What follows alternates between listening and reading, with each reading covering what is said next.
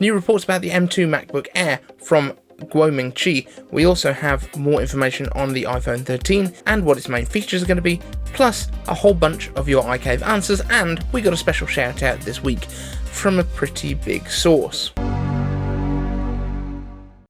I'm iCave Dave and I simplify Apple so that everything just works for you. And if you want the latest Apple news, leaks and rumours every weekday at 12 UTC, like the video, subscribe to the channel and ring my bell so you don't miss iCaveversary this Sunday. So straight into the first topic, Ming Chi is backing up the rumours around the M2 based redesigned MacBook Air coming in mid-2022. Now, Guo says that it's not clear whether the new model with mini-LED displays will replace the current model or exist alongside the M1 model at a lower entry price. BOE is expected to be the main supplier of the bulk of these mini-LED displays for this model. Just to be clear, the M2 chip is expected to have a similar core layout to the M1 with 4 efficiency cores and 4 performance cores, but using A15 generation cores for an expected 20 to 25% performance bump, while the M1X expected in the MacBook Pros as early as this September, see how I gurmanned that response, are expected to have up to double the performance of the M1, possibly even more than that when it comes to GPU performance. That's due to between 2 and 4 times more GPU cores, and in the main chip, 8 performance cores with just 2 efficiency cores. Now also we've seen some more detail about the iPhone 13's camera setup. It looks like not only are we going to get an equivalent to the Pro RAW for still photography that Apple introduced last year with the iPhone Pro models, the iPhone 12 Pro models, it looks like we're going to get ProRes recording into the iPhone. ProRes being Apple's kind of own highest quality version of video recording. Looks like the cameras are also going to get larger sensors, they're going to get a whole bunch of extra features in there, but also portrait mode video is something that is very much on the horizon. It looks like this is something that I did predict before the iPhone event last year, because that was something that I thought if Apple's adding LiDAR to stuff, that's one of the big features that they would hopefully be aiming for, because having that depth perception really allows your camera to work with the depth of the scene, so you can get that soft focus effect in a very, very accurate way. So along with the potentially smaller notch, the potentially there or not fingerprint reader under the display, the 120Hz display refresh rate up to 120Hz with ProMotion, and potentially an always-on display, is the iPhone 13 something that you are going to upgrade to? I know we talked about 40-something% of people looking to upgrade, 47.3 I believe. Are you one of those people? Now, we mentioned John Prosser quite a lot on this show, and it turns out he pays attention, because look what happened. Greg's Gadgets, he hit like 20 subscribers. he'll get there one day. At least 20. Oh, iCave Dave, another great channel. Oh, I've not heard of that. Apple News channel. You haven't heard of iCave Dave? Dog. Maybe my recommendations are just they're super messed up right now. They're filled with Curb Your memes. Where the did it go? That was me. That was his face for a second, and then it just. There's a lot of cool people out there. Oh yeah, I see. His mic quality is really good. So that happened. Thank you to Slow Cuba for pointing this out. I was literally just starting to watch the Genius Bar video when he messaged me on YouTube, left a comment saying, "Dude, have you skipped to the right bit of the Genius Bar video yet? Because it's a little gift for you right there." So, just so you know, that was pretty awesome. Thank you to John for that. Thank you to Sam as well, because obviously it's a shared show. Thank you to both of you. Sam, your invite is still open as well if you want to join us on iCaveversary. John, you've already agreed to it, but you need to answer your DMs so that I can arrange your timing, sir.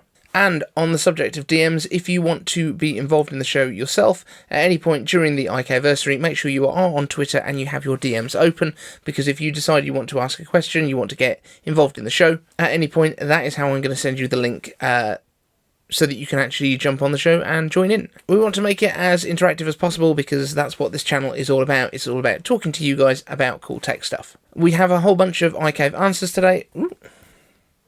Oh, gotcha.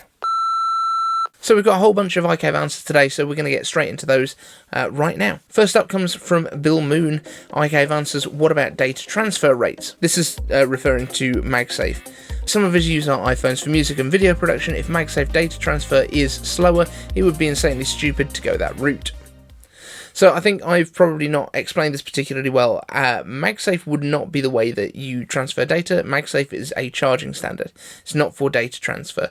However, we have Wi-Fi 6E coming to the next iPhone, and possibly something even faster than that by the time we get to the iPhone 14 or whenever they go portless. So I don't think you're going to need to worry too much, because even Wi-Fi 6E goes at 10 gigabits per second.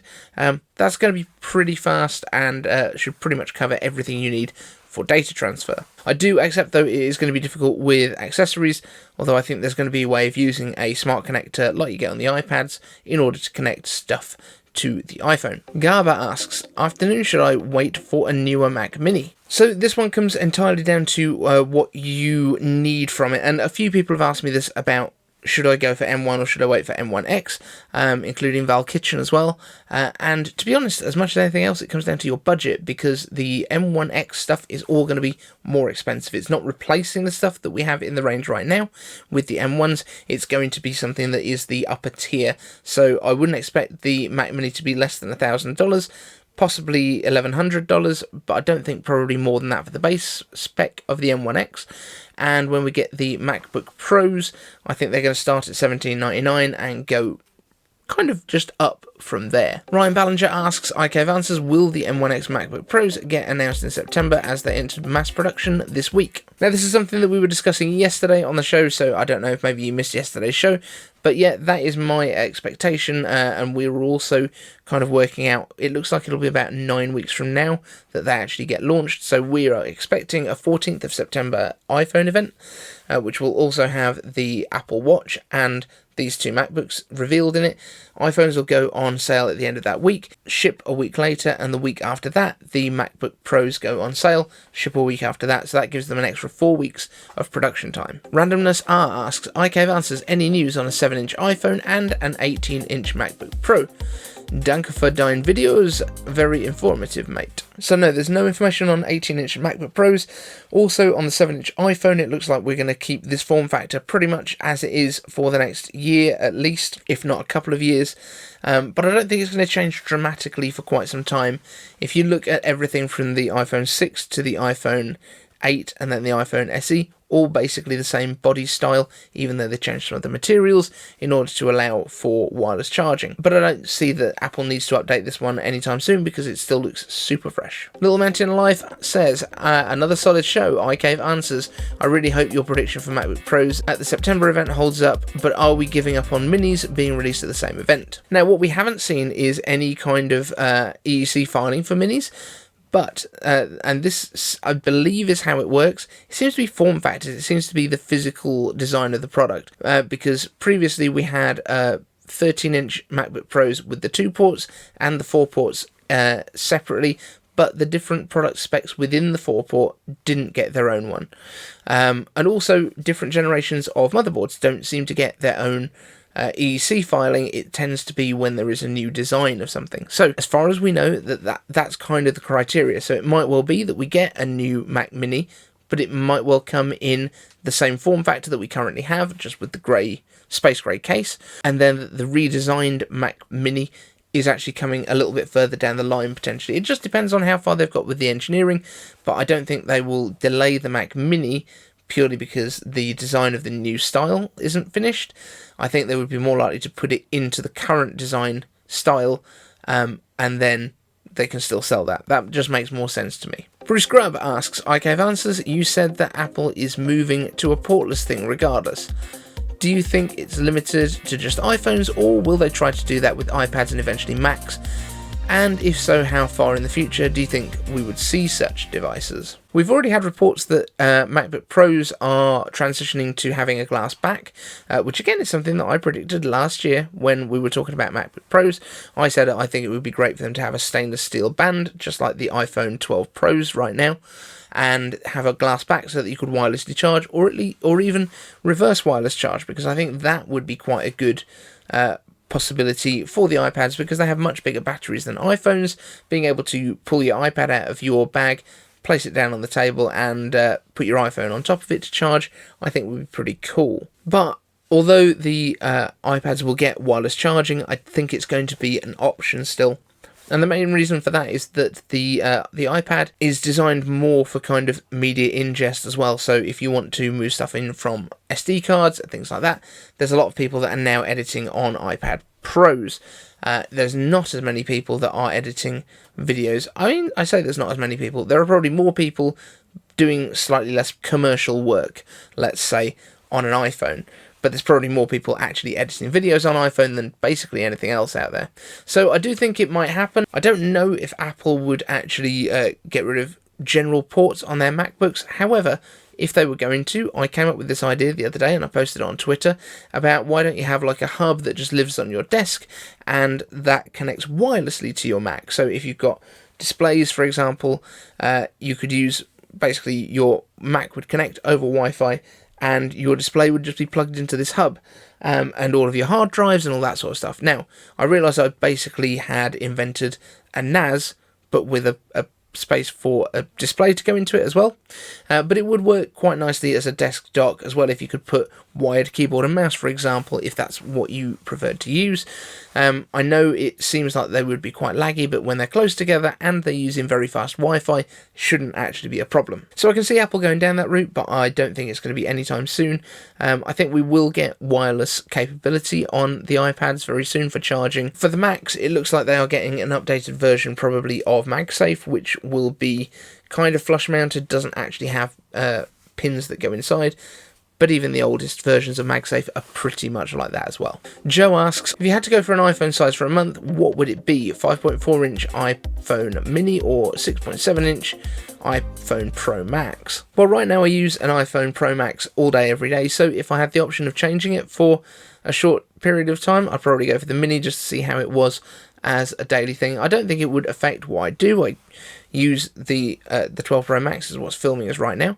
But I think the Mini would do just as good of a job for this kind of stuff. I wouldn't have any problems with trying a Mini, and that would be probably more interesting than doing another Pro Max. Lit 8, iCave answers, can you start doing hybrid between live stream and premieres? The news will be pre-recorded and played, and the live stream iCave answers can be live. Now, I do love the idea of doing this, but it's just not going to be practical because I'm not always here. I'm not always in the studio when the shows are going out. I'm also, you know, I do have a job, and that tends to happen during the daytime, so I do order this stuff in the evenings. It's currently 1:45 at night, and this will get filmed tonight, edited in the morning, put up, ready to go before I leave for work at 9.